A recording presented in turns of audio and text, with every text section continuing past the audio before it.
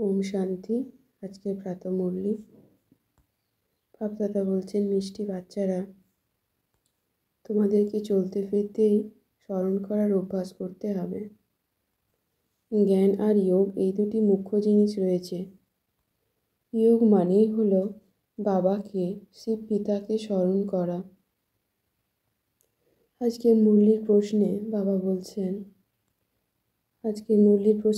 বলছেন বুদ্ধিমান বাচ্চারা কোন কথাটা কখনো মুখে উচ্চারণ করবে না।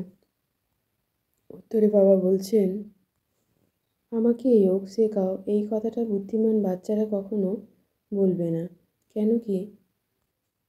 বাবাকে স্মরণ করা কি কিছু শিখতে হয়? বাবাকে স্মরণ করাই হলো যোগ করা।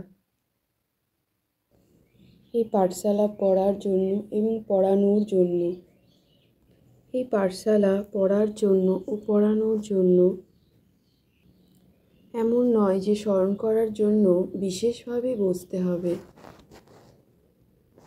বাবাকে আমরা চলতে ফিরতেই স্মরণ করে চলেছি। আমাদের কাজ করতে করতেই আমরা বাবাকে স্মরণ করে চলেছি।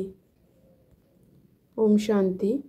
বাবা আমাদের আত্মারূপী বাচ্চাদেরকে বোঝাচ্ছেন, আমরা বাচ্চারা জানি যে মুখ্য হলো আত্মা, যেটা অবিনাশী, অর্থাৎ যার কোনো বিনাশ নেই।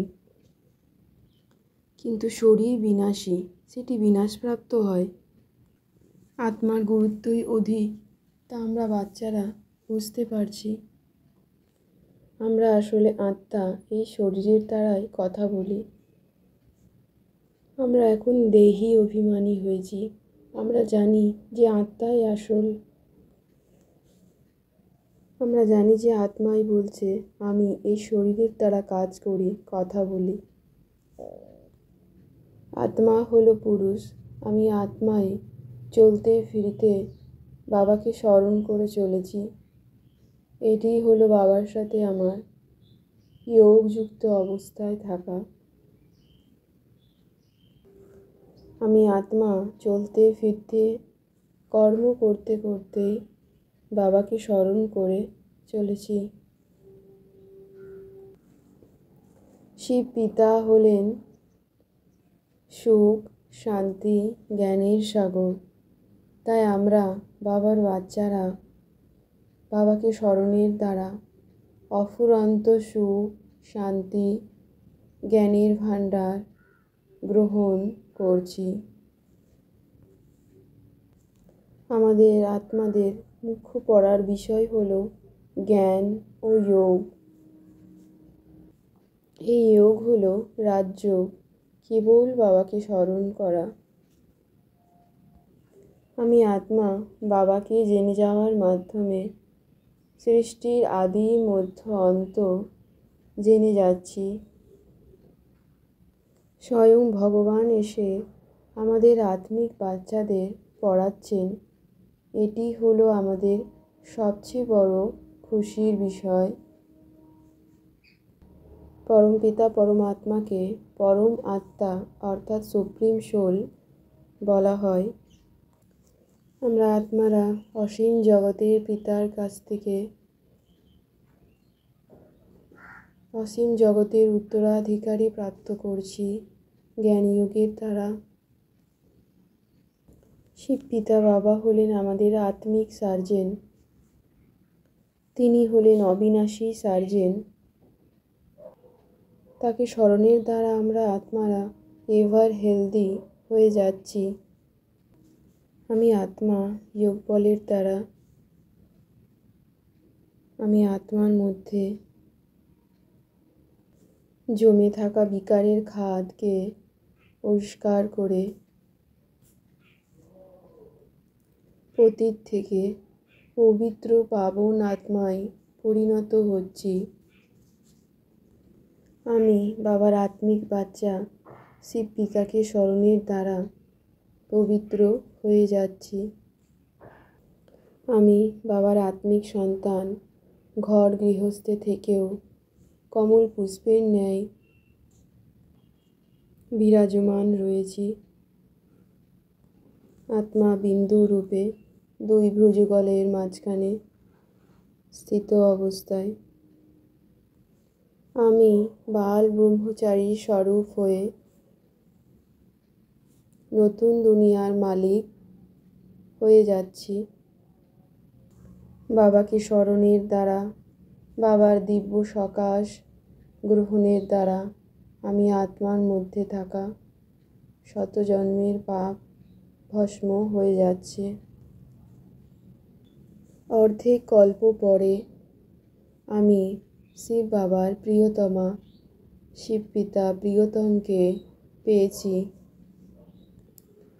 এবং আমি আত্মার প্রিয়তমকে স্মরণের দ্বারা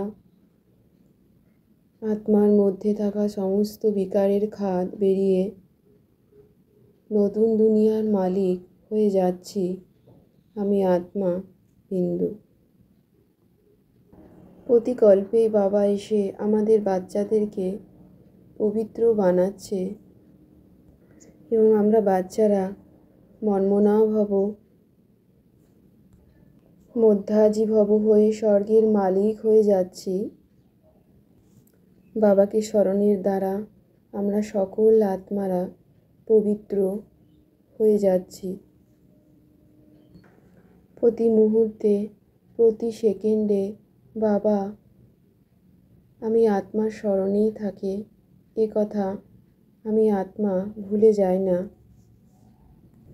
এবং তার ফলে আমি আত্মা তীব্র পুরুষার্থ করে উঠতে পারছি। আমি আত্মা কাজকর্ম করতে করতে বাবাকে স্মরণের অভ্যাস করে চলেছি ও বাবার সাথে নতুন দুনিয়ায় যাওয়ার জন্য পবিত্র হয়ে উঠছি ও ভালো পদ পাওয়ার জন্য আমি বাবার ব্রাহ্মণ সন্তান অনেক সেবা করে চলেছি।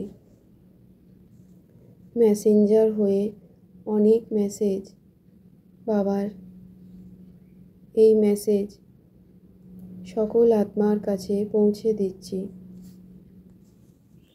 আমি বাবার স্নেহময়ী কোলে বসে আন্তরিক সুখ ও সর্বশক্তির অনুভবকারী হয়ে যথার্থ পুরুষার্থী আত্মায় পরিণত হচ্ছি ও কখনোই পরিশ্রম ও ক্লান্তির অনুভব না পেয়ে সদাই বাবার প্রেমে মত্ত রয়েছি।